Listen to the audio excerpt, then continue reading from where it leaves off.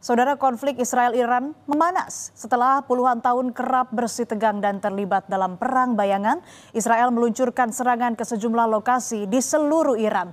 Sejumlah fasilitas nuklir dan militer Iran pun menjadi target serangan. Tak butuh waktu lama, Iran pun langsung membalas. Mereka meluncurkan serangan besar-besaran yang disebut sebagai pembelaan diri Iran. Serangan yang diluncurkan Iran pun bisa menembus sistem pertahanan udara Israel, Iron Dome.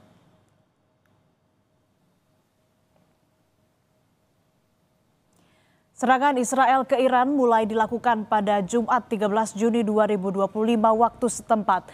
Dengan operasi militer yang dinamakan Operation Rising Lion ini, Israel mengklaim menargetkan fasilitas nuklir, pabrik rudal balistik, dan komandan militer Iran. Ledakan pun menghancurkan beberapa gedung, termasuk permukiman warga di Teheran.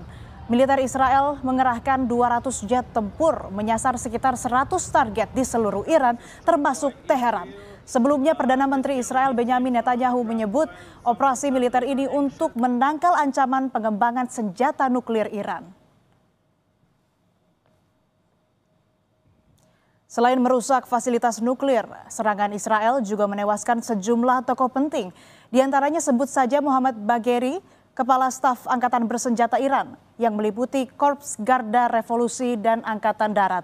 Komandan Angkatan Udara Korps Garda Revolusi Islam Amir Ali Haji Zajideh dan juga seorang ilmuwan nuklir Feridun Abbasi. Abbasi juga pernah menjabat sebagai Kepala Organisasi Energi Atom Iran tahun 2011 sampai 2013.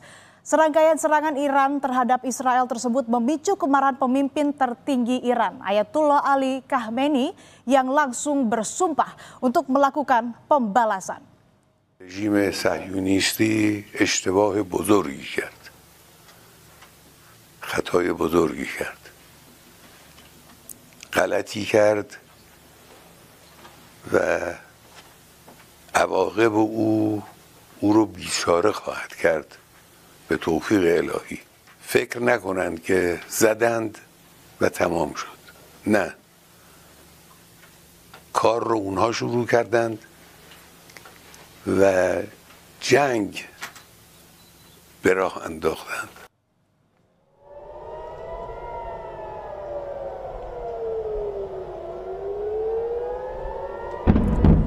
Iran pun melancarkan serangan balik ke Israel dengan lebih dari 150 rudal balistik dan drone-nya. Sebagian serangkaian ditangkal oleh sistem pertahanan udara Israel, Iron Dome. Namun banyak pula yang lolos dan jatuh ke beberapa daerah di Israel Tengah. Gelombang baru serangan rudal Israel ini disebut sebagai fase baru operasi True Promise 3. Menteri Luar Negeri Iran menyatakan serangan balik ke Israel akan berhenti jika Israel juga menghentikan agresi. Israel dan Iran saling serang menggunakan kekuatan militer andalan mereka. Dengan pesawat-pesawat tempurnya, Israel mengguncang pertahanan Iran. Salah satunya F-35 yang kerap diklaim memiliki kemampuan sebagai pesawat siluman. Sementara Iran menggempur dengan rudal hipersonik. Rudal hipersonik dikenal kecepatannya yang luar biasa, bahkan disebut-sebut mencapai 16.000 hingga 18.500 km per jam. Sementara Perdana Menteri Israel Benyamin Netanyahu mengklaim Angkatan Udara Israel telah mengontrol langit Teheran. Israel bersikukuh tindakannya tersebut untuk mengurangi ancaman nuklir.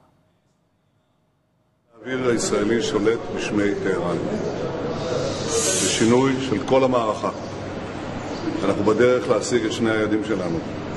חיסול האיום הגרעיני, חיסול האיום הטילאי. כשאנחנו שולטים בשמי טהרן, אנחנו פוגעים במטרות האלה, במטרות של המשטר.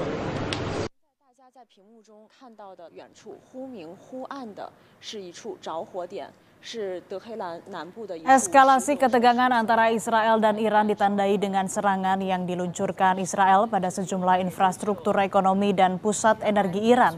Kementerian Perminyakan Iran mengonfirmasi 2 kilang minyak di Teheran diserang Israel pada Sabtu malam waktu setempat. Serangan ini jadi bagian dari serangkaian gempuran Israel terhadap fasilitas militer dan nuklir Iran. Pada malam yang sama, markas besar Kementerian Pertahanan Iran juga diserang pasukan Israel.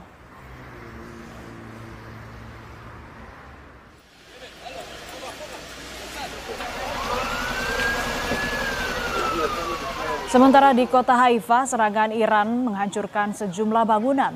Para petugas medis dan juga pemadam kebakaran pun berupaya untuk mengevakuasi korban yang terluka.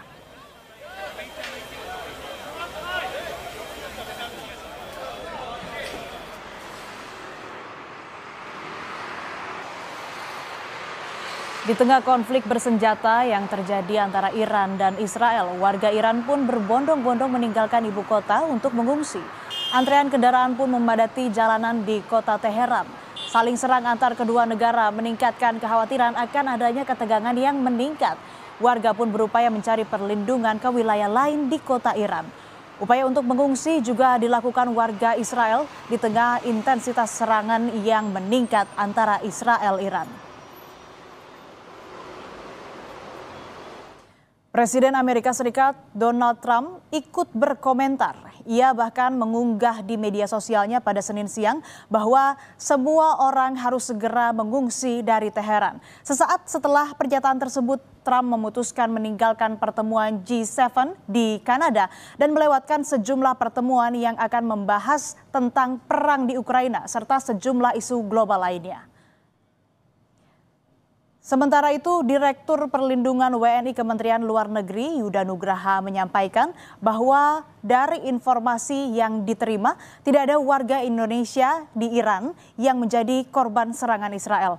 Saat ini ada 386 WNI di Iran yang tersebar di 11 kota. Mayoritas merupakan pelajar dan mahasiswa di kota Qom. Yuda pun mengimbau agar para WNI yang mayoritas merupakan pelajar dan mahasiswa tetap waspada dan memantau perkembangan kondisi di sana.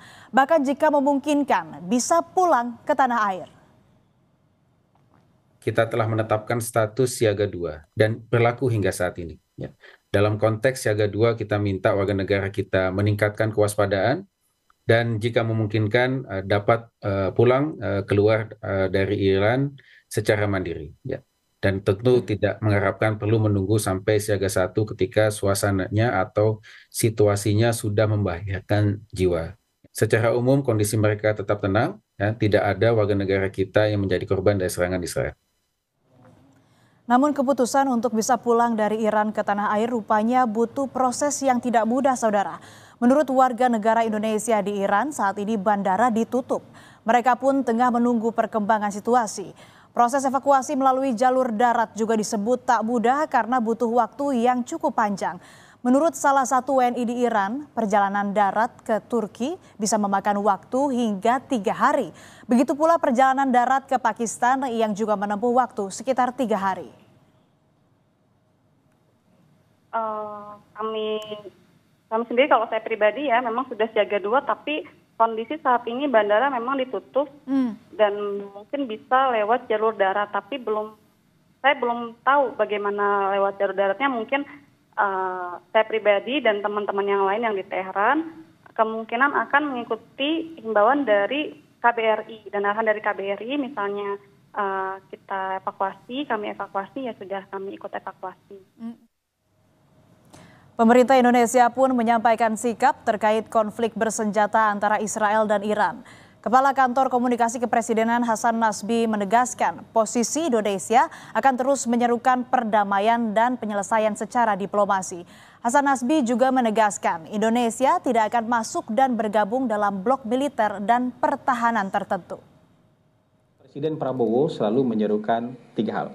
Pertama, pemerintah kita mengecam segala bentuk agresi, penyerangan terhadap negara lain.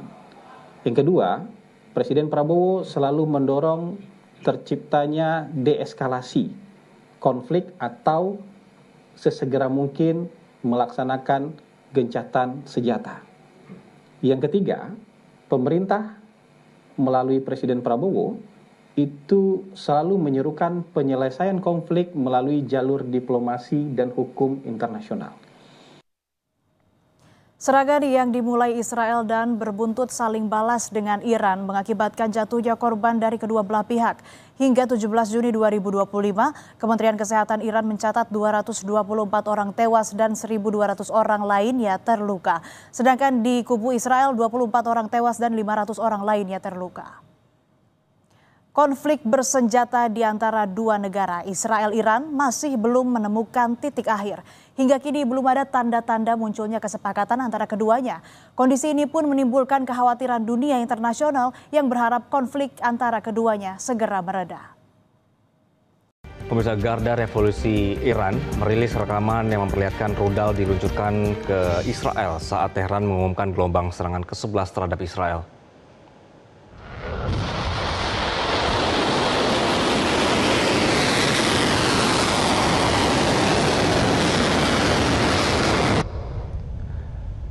IDF mengatakan mereka segera membunyikan sirene di beberapa wilayah di Israel pada hari Rabu pagi setelah teridentifikasinya rudal yang diluncurkan dari Iran. Pasukan Israel kemudian mengumumkan jika mereka melakukan serangkaian serangan terhadap ibu kota Iran, Teheran. Banyak negara dan organisasi mengutuk serangan Israel pada Jumat lalu, termasuk Lebanon, Arab Saudi, Irak, Uni Emirat Arab, Rusia, Tiongkok, Mesir, Kuwait, dan Yordania bersama dengan Liga Arab dan Sekretaris Jenderal PBB.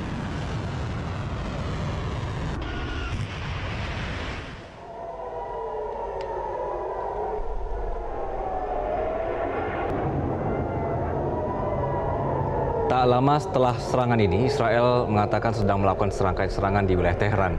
Israel mengatakan mereka menyerang Iran untuk mencegah musuhnya membangun senjata atom. Sejak serangan Israel ke Iran pada Jumat lalu, sedikitnya 224 orang di Iran tewas.